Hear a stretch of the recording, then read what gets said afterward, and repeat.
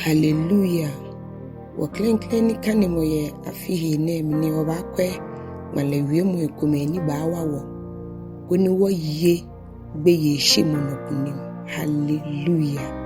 Afihi ni wabeteminele wa shegbe ye kra. Ejake nyumoke wo ye. Hallelujah. Our first reading for this year, we will look at some scriptures that will help us overcome fear. Hallelujah. Yesaya ichonyuma ke enyo kukuniji enyo na anyumoji mihiwala herelo mihie baaka eno ni mishengbe ejake nuncho nyungo jimihiwale kemilala. Hallelujah. Yesaya ichonyumai edwe ke ete klen kukujin enyo ke kukuniji enumo shi agbene Jacob boni Yehowa moni bobole ke ene au Israel boni moni shobole ke ene ka shegbeye eja ke makpombo mike ogbe echebo mi no ojibo keji ufufa ni mninkole mikeboye ni ufufa nule esumbu keji onye lamlile eshambu ni lalile ile patan ohie. Hallelujah. Kukuniji enu ka shegbeye eja ke mikeboyo mahu oshue ke aje bukakeba ni mabua una ke aje anai. Hallelujah. Matthew sanipapa ichu ekpa keje kukuniji nyumai enyo ke enu ke ashinyumai ite ke ite nuhiwole mi ke nyake nyeka fia ye yenye walahi ye noni nye anuhiwo alo ye nyebomocholehi ye noni nye awuhiwo ani wala efe ma ni gbomocho efe atade nyekwa anwe lofu jile ameduni asa amekpani asa amebuana amewo abungwe amni shinye cheni yo ngwele leo ameke aninye hiya unfiame shinye tena mokeye femu anye acha ikoleno ni talokumi ni mehi wonye fio ye ya tadehu nye dwanga no fofoile ai boni amedra amegbo dengwe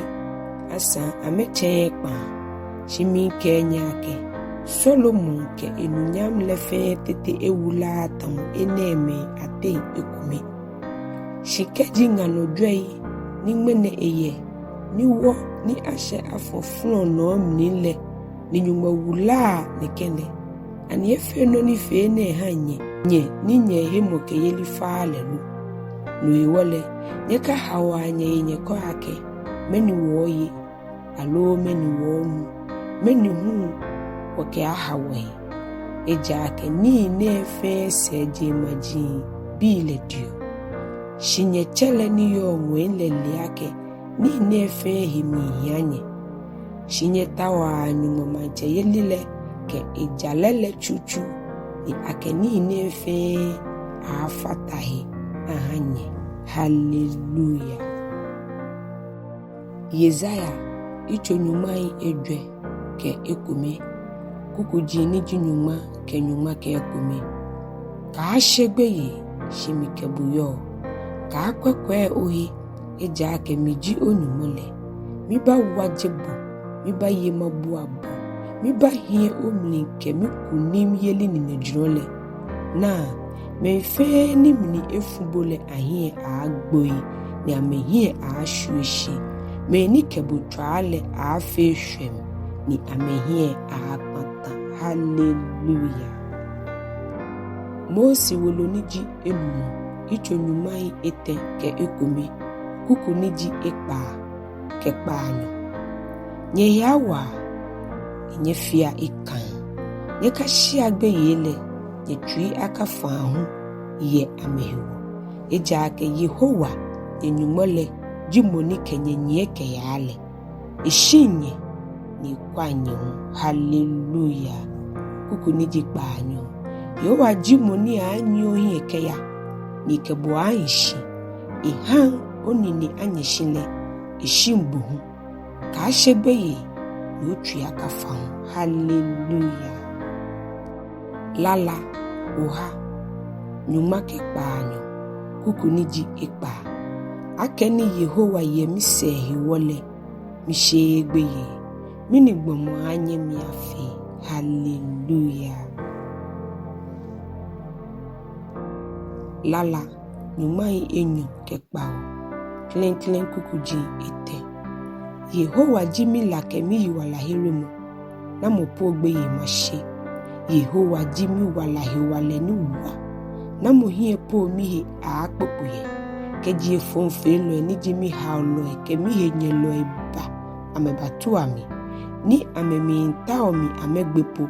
Ame atre ni ame agbegbeshi. Keji asafuku gbata ewomipo. Mitui efang. Keji tateshi womi tetele. Nominipole mana ikan. Hallelujah. Abei. Nyumai enyoke nehu. Kuku niji nyumai enyoke enu. Bomogbeye ishimole. Echon ni ihamu. Shimonike ehie fun Yehowa nole. Eye shwe. Hallelujah. Timothy owolo niji enyo. Ichokome. Kuku niji bao. Eja akenyumo ha wogbeye ishimomu. Shimo hewale kesuomu. Kedwemo ni samumu. Ikehawo. Hallelujah. Roman biawolo ichokpanyo. Kuku niji nyuma ke enu. Eja ake je nyomu nyena. Ni ahanye shegbeye eku. Shimo mumo ni ha me chomu bi. Ni ha wabuwa wacho nyumo ake. Abba atale. Hallelujah. Hebrew biawolo icho nyuma ke ete. Kuku niji ikpa. Boni afe ni wona eka ni woke. Nu chole jimi elike bual. Ni mishengbe. Mini gbomo afe. Hallelujah. Lala nyumai edwe ke ikpa. Klen kuku ji ete. Na anyu moji waboba eke wehewale. Oyeli ke bualo kron ye fimumli. No hewale keji shipon hiye chombushi. Keji goji famoyagbe ishon ten tetepole. Shengbeye. Keji ishole ni efe hama. Keji goji tete hosoye isho grimo na apole. Wa shengbeye. Hallelujah. Mose wolo niji enyo. Icho nyuma ke edwe. Kukuji niji nyuma ke ete. Ke nyuma ke edwe. Ni Mose here Israel bi leno ike. Nye kashi agbeye. Nye damu ashishin. Ni nye kwa nye yiwala. Ni Yehowa ba ere menene. Eja ake Egypt bi ni nye na menene. Nye nang amedon ke ate nano. Yehowa ba huanye. Nye lenye fiadin. Hallelujah. Yesaya. Icho nyumai ete ke enumu. Kuku niji edwe. Nye ke ame ni chui fan lake. Nye fia ika. Nye kashi agbeye. Na nye nyumole baba. Kuni eba tonyehi uwele. Hallelujah. Philippi biawulu. Ichokome. Kuku niji nyumai enyo. Kekpanyo. Ninye ka ha henye loile miwanye egbeye. Yedoko nokomni. Nyegbeye ni nye shen leji hiye pata mo okadi hame. Shinyele eji yiwala here mo okadi hanye. Ni eneje nyumode. Hallelujah. Yesaya icho nyumai enumu ke edwe. Kuku niji nyuma ke edwe. Ke kuku niji nyuma ke pao. Jale shinle ahe shiye umni. Yiwale ni fe mo ke butei baajike. No iwole ushengbeye ni tuifa ni fe mo benkembu. No iwole o tui ifan. Hallelujah. Kuku niji nyuma ke pao.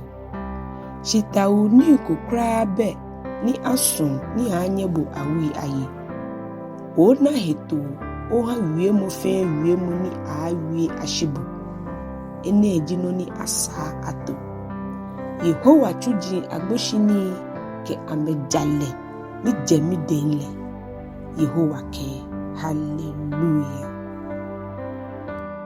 abei ichu ete kukuji ni jinyumai enyu ke enumu ke nyumai enyu ke ekpa ka ashe patu loko ni baha otui afa alo boni ahunfon twame fon jinlegbe eja ke Yehowa ji ohie no kamo ni le ebu ohi ni ofe hwehwehwe hallelujah Yoshua ichokome kukuji ni ji banyo kenehu kaha neke mla wolu ne mli wie moele mi paye odan shi dwen mo hebi febe nyon ke hwane ni odwenu boni afe ni ohie ahi ohinu ni ofe boni agmayemle le pepepe eja ake no baha ohwere anije mimi fambu wajemo ohe ni ofe eka